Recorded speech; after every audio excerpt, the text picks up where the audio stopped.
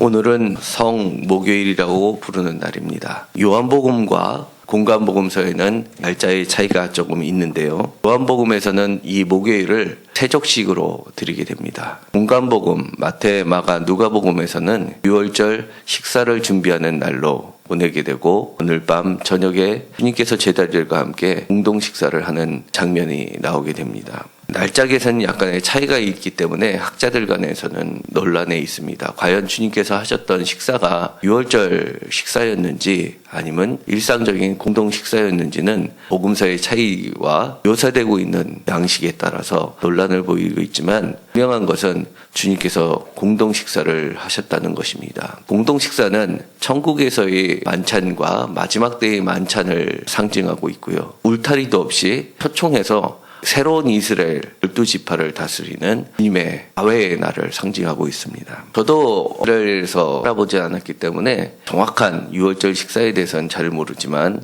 여러 가지 해석책에 나와 있는 것들을 소개하면 이렇게 되어 있습니다. 유월절 식사에서는 잔을 나누고요, 떡을 나누면서 출애굽에 있었던 기사를 설명을 해줍니다. 먼저 첫째 잔과 쓴나물, 그리고 둘째 잔을 가지고 있고요. 누룩 없는 떡과 붉은 포도주, 쓴나물, 푸른 채소, 불에 태운 과일, 어린 양의 고기로 되어 있다고 합니다. 먼저 포도주가 나오고요. 아버지 집안의 가장 어른이 들기와 잔을 축복하는 말을 한다고 합니다. 첫째 잔을 들고요, 가장이 먼저 그것을 마시게 됩니다. 그 마셨던 잔을 옆에 사람에게 돌리게 됩니다. 성만찬을 보면은 잔이 여러 개가 놓여있는 성만찬의 그림이 있지만은, 대대로부터 커다란 잔 하나를 가지고 같이 마셔서 돌려가게 됩니다. 하나의 잔을 가지고 돌리셨기 때문에 우리는 그리스도와 한 몸을 이룬다고 하는 것을 상징하고 있습니다. 잔을 마신 다음에 누룩 없는 떡, 그다음에 쓴나물, 푸성기, 구운 양고기, 불에 태운 과일을 나누게 되고요. 이때 자녀 중에 장남 정도가 되겠죠. 아버지께 묻게 됩니다. 왜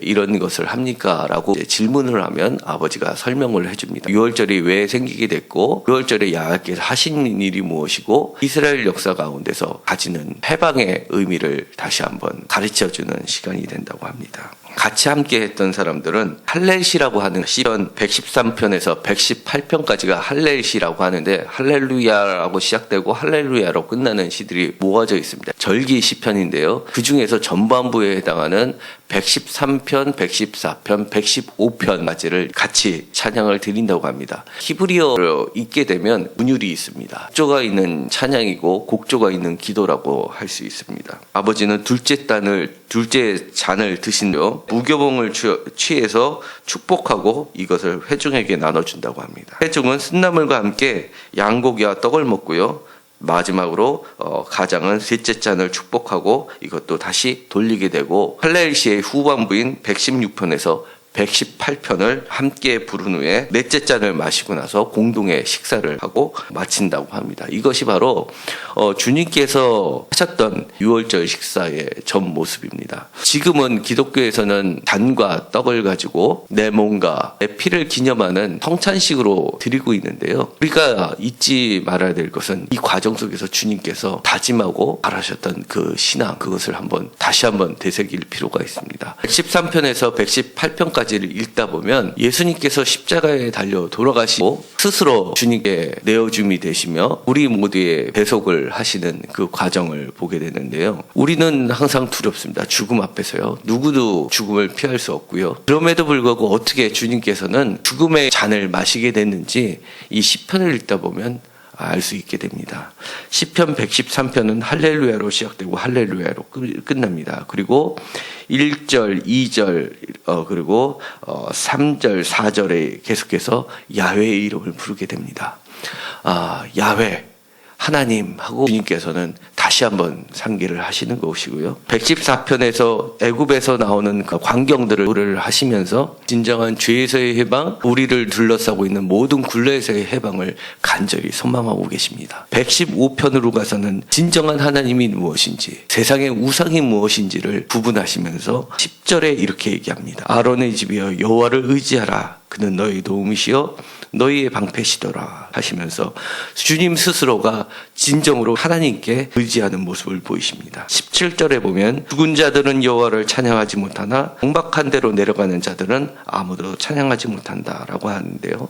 이 정박한 대로 내려가는 것은 표준 세번역에서는 침묵의 세계로 내려간다라고 표현하고 있습니다. 십자가 죽음을 앞에 두고선 주님께서는 십자가의 길을 가는 것을 다시 한번 다짐을 하게 됩니다. 내가 비록 죽을지라도 115편의 18절을 다시 찬양을 드리면서 우리는 이제부터 영원까지 여호와를 송축하리로다 할렐루야라고 부르게 됩니다. 나는 결코 죽음의 길을 가지만 결코 죽지 않는다는 것을 알고 있는 것입니다. 아는 것이 아니라 믿는 것입니다. 주님께서는 하나님을 의지한다는 것을 다시 한번 강구를 합니다. 잔을 드신 다음에 다시 한번 후반부로 116편부터 다시 찬양을 들으면서 다시 한번 흔들리는 그 마음을 추스리십니다. 여호와께 내 음성과 내 간구를 들으심으로 내가 그를 사랑하는도다 라고 얘기하면서 내가 평생에 기도하리로다. 이 만찬이 끝나고 주님께서 가신 곳은 바로 겟세마네 동산에 가서 기도를 하십니다. 겟세마네라는 것은 감람산이 올리브산이라고 하고 실제로 가면 올리브가 많이 보여 있습니다. 겟세마네라는 것은 기름을 짜는 틀을 얘기합니다. 우리로 치면 기름빵 같은 것이 되겠죠. 거기서는 주님께서 죽음을 앞에 두고 떨면서 간절히 기도합니다. 땀과 피가 뒤섞이면서 기도하시는 그 모습은 그야말로 겟세마네,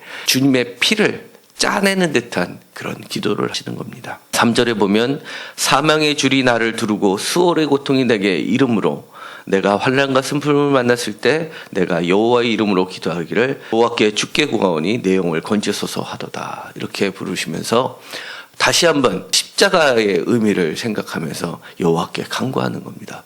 주님은 자신이 십자가의 죽음을 맞이하게 된다는 것을 모르고 어찌어찌 하다 보니까 십자가에 달려 돌아가신 것이 아닙니다. 주님은 알면서 피하지 않고 하나님께서 허락하신 그 잔을 마시면서 십자가의 길을 가신 것입니다. 8절에 보면 내 영을 사망에서 내 눈을 눈물에서 내 발을 넘어짐에서 건지셨나이다 라고 합니다.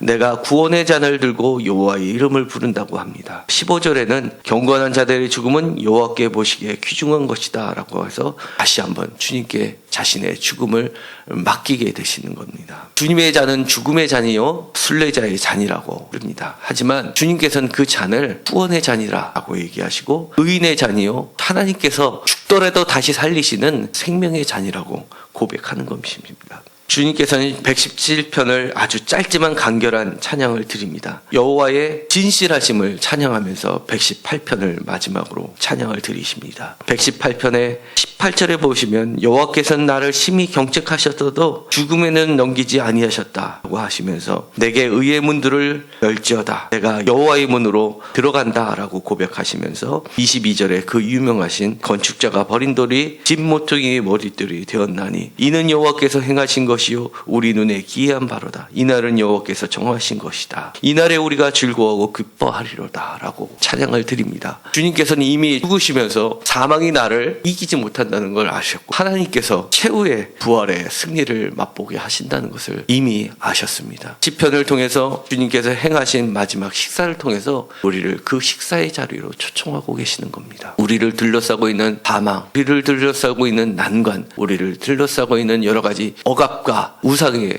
사슬 속에서 이것을 해방시키시고 결국은 구원에 이르게 하시는 주님의 공동 식사 자리에 우리도 함께 참여하고 있는 것입니다. 말씀을 묵상하시면서 기도하시면서 주님과 똑같은 기도를 드리시기 바랍니다. 이곳이 바로 주님께서 마지막 날 찾으셨던 겟세마네 동산이라고 생각하시고 주님이 흘리셨던 기름을 쥐어 짜는 듯한 그 피와 땀이 뒤엉킨 기도를 간절히 드리시기 바랍니다.